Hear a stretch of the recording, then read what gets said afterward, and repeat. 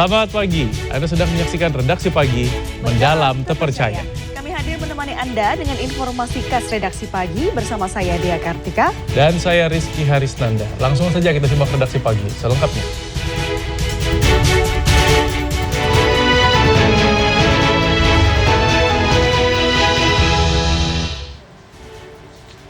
KTP elektronik adalah identitas resmi yang wajib dimiliki warga berusia 17 tahun ke atas.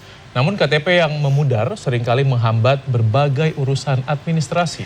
Nah, hal tersebut menjadi inspirasi seorang pria di Cipondoh, Tangerang, Banten untuk menawarkan jasa perbaikan eKTP yang memudar. Simak liputannya dalam Metropolitan.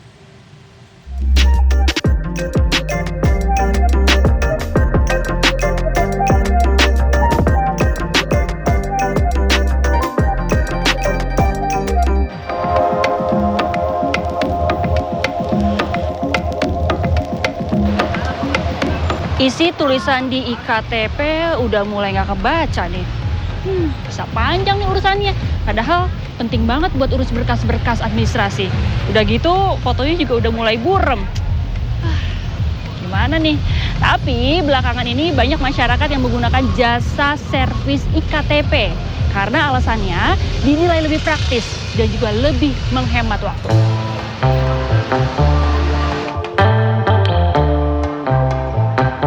Di trotoar Jalan Maulana Hasanuddin, Cipondoh, Tangerang, Banten, sebuah lapak kecil tengah ramai didatangi konsumen. Di bawah payung beralaskan meja sederhana inilah Syarif mencari nafkah setiap hari. Pria 47 tahun asal Tangerang ini menjalani usaha servis KTP elektronik sejak tahun 2019. Pak Syarif, mau tanya, untuk servis iKTP, kategorinya kerusakannya apa aja Pak yang bisa diperbaiki? Kebanyakan dari tingkat kerusakan ya, itu kebanyakan foto sama tulisan gampang hancur. Foto dan gitu, tulisan? Iya. Jadi pada ngeblur. Jadi pas untuk ke birokrasi ditolak, buat verifikasi juga nggak bisa. Syarif menyebut jasa yang ia tawarkan hanya sebatas memperjelas tulisan dan foto KTP elektronik yang pudar, bukan mengubah data atau elemen apapun, apalagi mengganti visi KTP elektronik.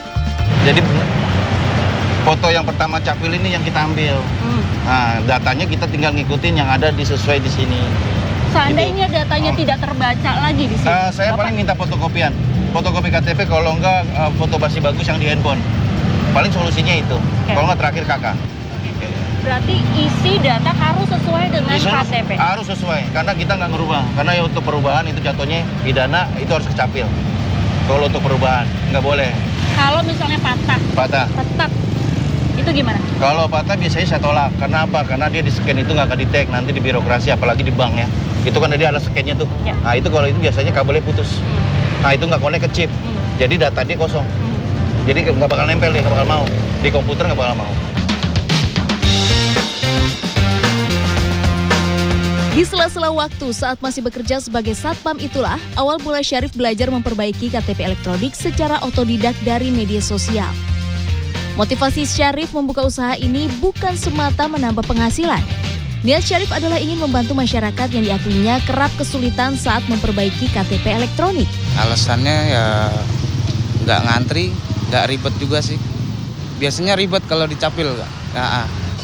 Sini lebih mudah, lebih gampang, terus cepat, nggak ribet. Kalau ke sana kan butuh waktu, kita ke sana lagi ke inian, ke mana kantor inian kan lama juga, makanya kita ke sini aja yang lebih gampang dah.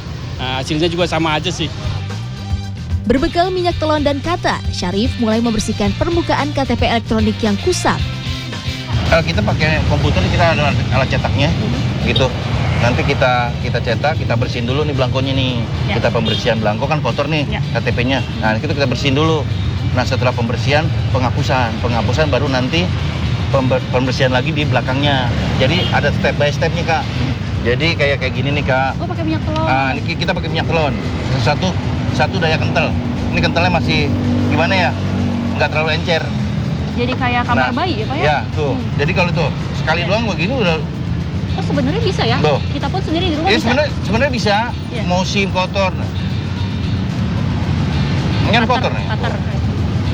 Tuh. Ya. gimana cara Bapak menjamin keamanan data yang ada di KTP yang diberikan oleh pelanggan? Oke, jadi jujur ya, data ini kan penting buat mereka orang ya.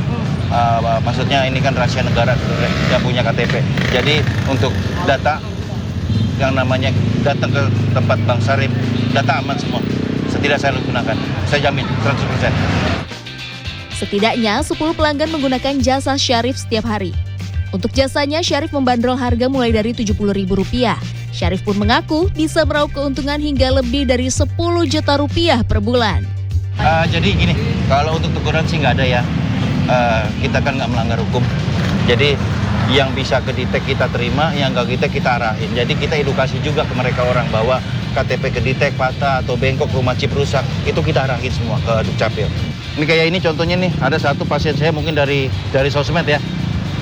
Pak, bisa nggak servis KTP nambahin 1 angka? Nah kayak begini nih. Ini saya cek. Berarti kalau begini ada perubahan. Nah kayak begini saya nggak terima. Karena apa? Ini resiko pidana. 6 tahun penjara dikena saya. Mendingan saya hapus.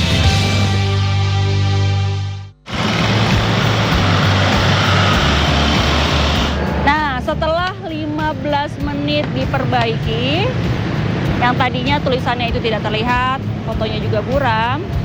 Sekarang kalau saya lihat, KTP-nya sudah tampak seperti baru lagi.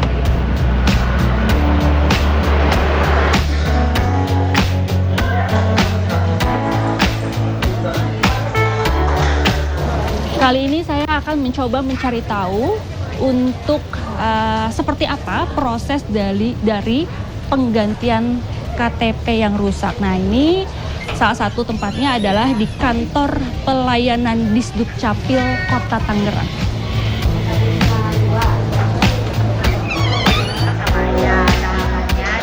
Saya langsung menuju meja petugas Dukcapil.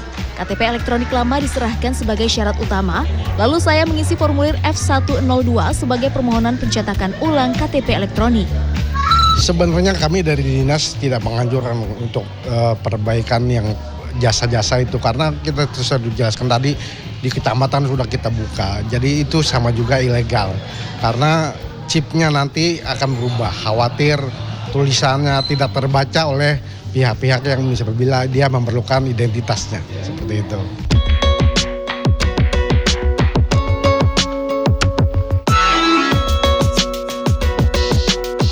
Terima kasih Bu, sudah jadi ya. Nah, ternyata memang untuk proses penggantian KTP yang rusak di sini, di Disdukcapil, tepatnya di Kota Tangerang ini memang tidak membutuhkan waktu yang sampai berhari-hari. Hanya hitungan jam saja, KTP sudah kembali seperti baru. KTP elektronik sebagai dokumen identitas resmi seharusnya tercetak jelas dan mudah terbaca. Kejelasan data ini penting untuk memudahkan layanan administrasi serta melindungi warga dari resiko penyalahgunaan identitas.